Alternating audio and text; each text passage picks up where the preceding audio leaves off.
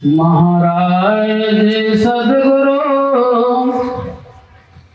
है राजन को राजा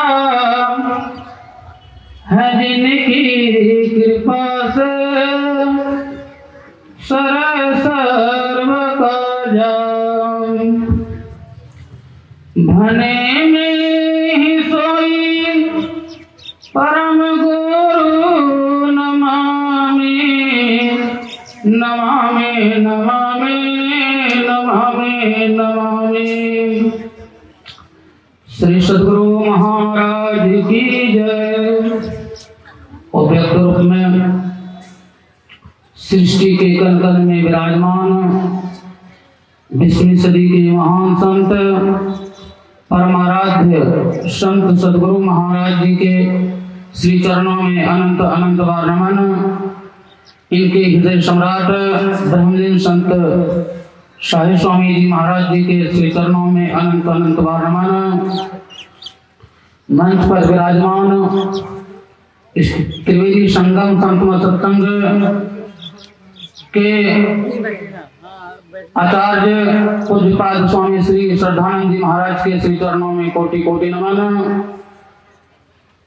तीर्थों को पवित्र करने वाले मुद मंगल में संत समाज, सत्संग में आए हुए विद्वतगण, परम आदरणीय माता तथा धर्मशिला बहनों, सबके अंदर बैठे परमात्मा को मैं प्रणाम करता हूँ और निवेदन करता हूँ कि एक बार हम लोग गुरु महाराज जी का जयकारा जोरदार शब्दों में करें ताकि हम सबों का अंतःकरण पवित्र हो जाए और वातावरण शुद्ध और शांत हो जाए, ताकि सत्संग सुनने में हमें मन लगे। श्री सद्गुरु महाराज की जय। अहो भाग्य है इस झारखंड प्रांत के गोड्डा जिला के गोड्डा प्रखंड की धरती पर इस त्रिवेदी संगम संत सत्संग के महाकुंभ के दूसरे वर्ष का प्रथम दिन का दूसरी पाली के सत्संग में हम लोग उपस्थित हैं। हम लोग बहुत भाग्यशाली हैं। ऐसे अवसर पर ऐसे तीर्थों में और ऐसे संत महात्माओं का दर्शन पसंद करने का मौका मिला और हम लोग संत स्तुति और गुरुविनती पूज्य श्री खगेशानंद जी महाराज जी के मुखारबिंद से सुनने के बाद श्री रामचरित मानस सारस्वती के सप्तम चौपन उत्तरकांड से पाठ श्रवण कर रहे थे। अभी का विषय है मानव शरीर की विशेषता। मानव शरीर पाने के बाद हम आपको क्या करना चाहिए, क्या नहीं करना चाहिए, हम मानव का कर्तव्य क्या है, हम मानव का कर्तव्य क्या है, इसकी जानकारी होनी चाहिए। इनकी जानकारी कहाँ मिलेगा आपको? इसी सत्संग में। जब तक इस सत्संग में हम लोग उपस्थिति नहीं देंगे, सत्संग को अपने जीवन में नहीं अपनाएंगे, तो हम मानव का कर्तव्य क्या है केवल पढ़ लिख लेने से नहीं होगा। पढ़ लिख लेने के बाद भी लोग क्या से क्या कर्म नहीं करते हैं और वह जानकारी सत्संग में दिया जाता है।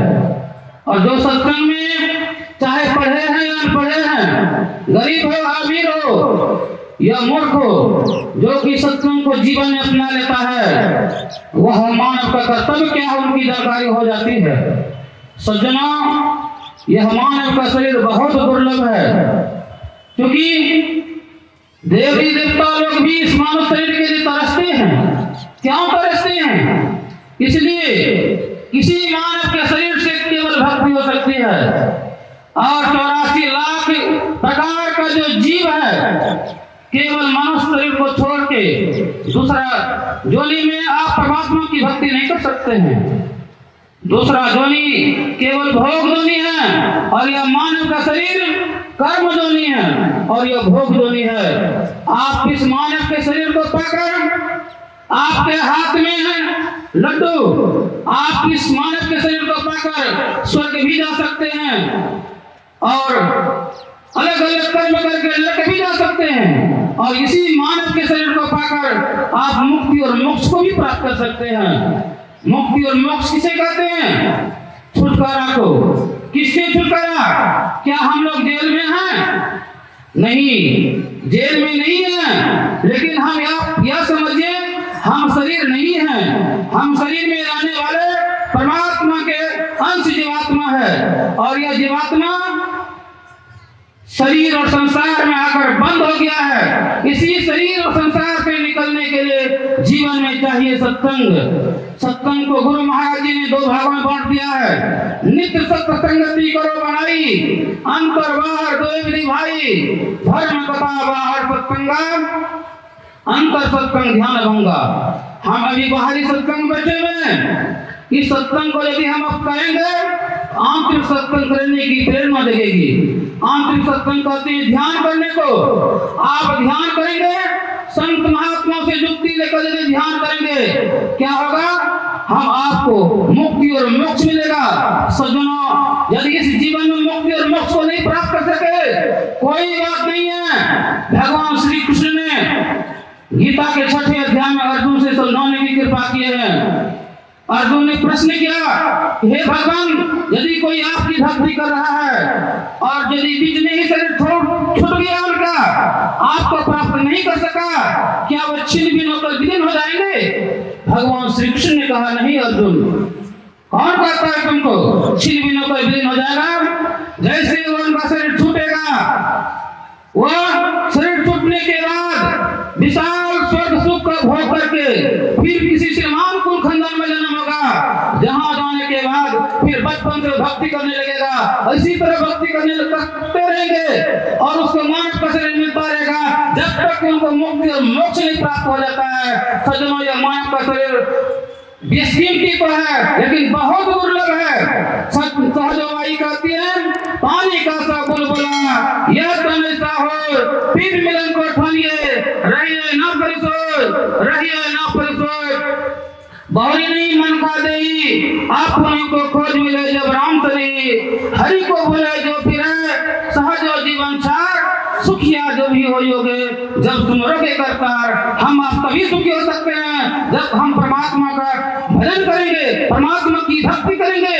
पानी की बुलबुली के समान यह शरीर है, कब विनाश हो जाएगा, कब फूट जाएगा, ठिकाना नहीं है। संत कबीर साहब कहते हैं, बार बार नहीं दे यह वीर, चेत सको तो चेत कहे कबीर। समय अनुकूल में अपनी वाणी विराम देता हूँ। बोलिए प्रेम से श्री सद्गुरु महाराज की जय।